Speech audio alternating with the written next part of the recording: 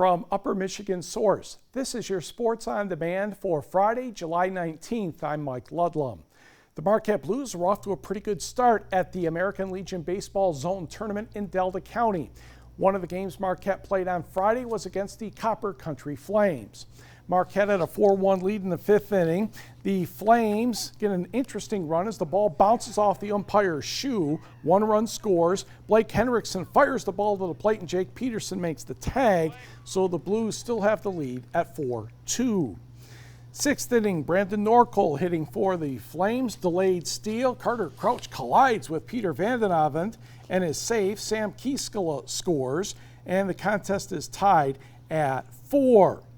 Move to the bottom of the sixth. Man on for the Blues, and Blake Henriksen hits one up the middle, and that's going to allow Brendan Caskey to score, and Marquette regains the lead at 5-4, and Henriksen says enough of the batting gloves. Next, pinch hitter Connor Steer to left field. 2 runs will score on this play, and Marquette picks up the victory by the count of 7-4.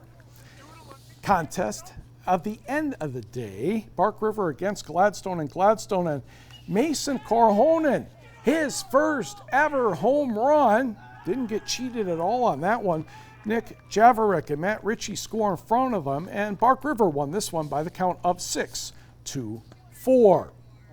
Now, Negaunee was ahead 5-1 in the top of the 7th when the Bucks try to rally. Zach Englund a base hit. Sam Hull will score, and the Bucks are now within 5-2. Runners on first and third for Johnny Robinette, and he's going to put this one to the left field fence. 1 run scores, and Englund is held up at third apparently by coach and older brother Dooner Englund. Communication was a problem, and the tag is applied by Taylor Lauren at the plate. So Negaunee wins 5-3, but because the Diamonds lost yesterday to Gladstone 10-0 and to Menominee this morning 11-0, the Diamonds are out, finishing pool play at 1-2. So here are the rest of the scores from Friday. It was Marquette over Iron Mountain 13-2, so the Blues went 3-0. Negaunee defeated Bark River 5-3. Copper Country edged Escanaba 5-4. It was Gladstone defeating Menominee 3-0, and Copper Country dashed past Iron Mountain 9-1. So here are Saturday's semifinals schedule. Marquette against Menominee at Escanaba at noon Eastern Time.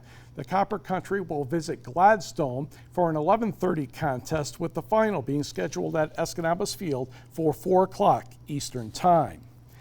Little League Baseball, the state tournament for the major 11 and 12-year-olds is underway down in Mount Pleasant. Did not go well Friday for the Upper Peninsula teams. Muskegon Beach defeated Kingsford 20-6, and Grand Blanc took care of Ishpeming 13-3. But the UP team still have 2 more games to see if they can get some momentum going. A 2-time Ishpeming state champion football player is waiting for the phone to ring with an invitation to go to somebody's training camp. Alex Briones says stays in shape because you have to be ready when that call comes. Some of the assignments up front, we missed some gaps, we missed some tackles too that sprung them loose for big yardage and stuff like that. But I mean, I don't know what it was, we just didn't play well enough. Linebacker Alex Briones had a solid season at Central Michigan University last fall, even though the team went 1-11 overall and 0-8 in the Mid-American Conference. The defense held its own most of the time. The Chippewas were 5th of the 12 MAC teams in total defense and 1st in pass defense. Briones had 31 solo and 17 assisted tackles in league play. Jackson's pass is caught by 41 KJ Osborne.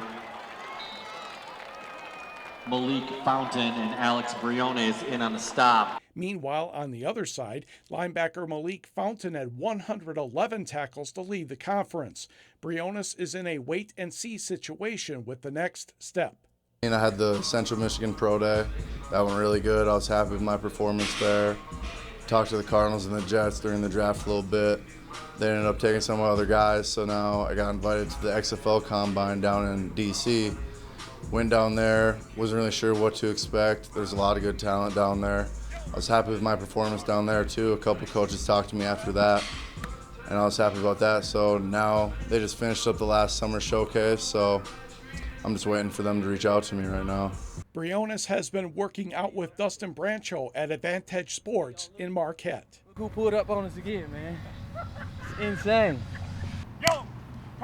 When you know that you can play at the next level, and it's just, there's a lot that motivates you and drives you to get to that point because you know you can succeed at that level. I've talked to a few guys before who have gone pro, and the main thing they told me is just stick to the course. If you're not ready for that moment, then all that work will just go to waste.